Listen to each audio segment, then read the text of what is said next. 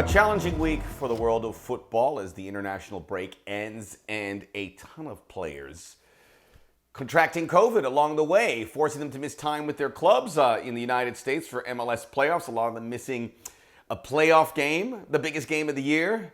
So it's all messy. It's all been messy, but we muscle through here on the Soccer O.G. And that's what sports are doing. They're just trying to hit the finish line in 2020, and everyone's starting to get that. So the leagues came back. There wasn't really a whole lot to discuss. It was pretty drecky, you know? Not great games, and you could tell in the Premier League or Spain, Barcelona, big problems there. We'll talk about them here in a moment. So I figured let's talk U.S. men's national team. Let's bring it back up again because there's some unfinished business because they played those two games against Wales and Panama, and now these players have to get the most out of the European experience. That's what differentiates this group from any others, that not only are they playing for top clubs, but they're playing potentially in Champions League a lot.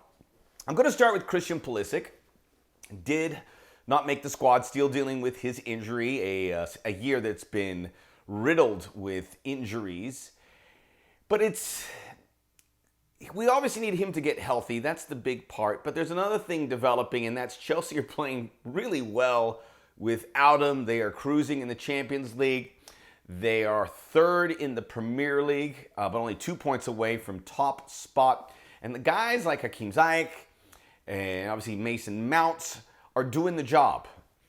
And even Frank Lampard, the manager of Chelsea, was asked about Christian Pulisic, and he said the injury issues, at least was his word, he called it problematic.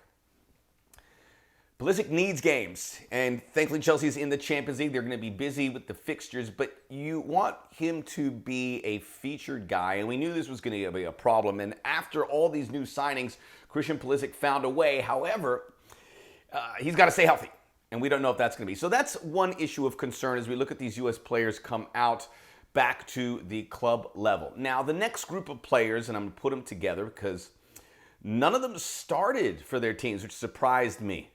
Gio Reyna of Dortmund, Serginho Dest of Barcelona, and Weston McKennie of Juventus. The other big key player in the European-based Champions League squads was Tyler Adams, and he did start for Leipzig, but he's playing this hybrid right-back position again for the club, which is not the position he's going to play for the U.S. men's national team. It's the only way it's seemingly he can get into the starting 11 for Leipzig, so it's good that he's getting games. But it's certainly a different position. I'd like to see him because I believe Tyler Adams, based on what we saw in these friendlies, he is that young player that embodies experience. He is ready for it. He doesn't want to come off games. He is really that locked-in guy who wants to take leadership role of this team, and I think he can do that. So this is not a huge issue, but you'd like to see, you just want to see him get games. Gio Reyna, I think, will start to get those games for Borussia Dortmund. He came on in the 77th minute, which was pretty late. Erling Haaland and Gio Reyna has been dubbed this great partnership. These two guys get along great, but he's got to find a way to get ahead of Marco Reus, Julian Brandt, a couple other guys that Gio Reyna is battling for playing time. I think it'll work out for Gio, but it just goes to show these kids there's no days off. They have to fight and claw for everything they get because of the clubs they are playing for, but they need the playing time. I think Serginho Dest, he came on for Barcelona. He will see that playing time grow as well, and Barcelona dealing with some injuries, but he looks like he belongs. So that's, I think, going to move forward nicely. The one I'm concerned about is Weston McKennie. He had COVID keep him out for a little bit, so this game against Cagliari for Juventus, coming off the bench, he came in for 21 minutes. He needs games. And there's so much competition in that Juventus midfield that I think it's going to be really challenging for him to distinguish himself. And I think it is going to be a situation where he is not going to get the full allotment of games you hope he would get. But we knew that was going to be the case at Juventus. So it's a bit of a dilemma. We got to keep tabs of these guys every week. That's what I'm doing. So I'm here for you with regards to that. There are some positive signs brewing. Josh Sargent, 90 minutes for Werder Bremen. They tied Bayern Munich. He looks like he's going to be locked in there.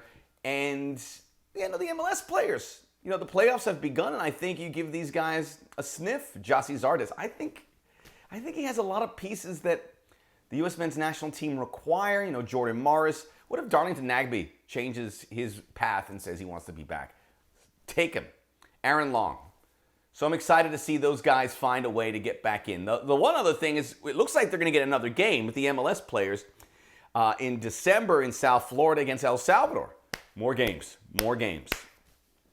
We're here to track all of this because it's all about getting ready for 2022. 2021 is going to be massive with all this qualifying, but we've got to keep an eye on it. And you got to keep an eye on.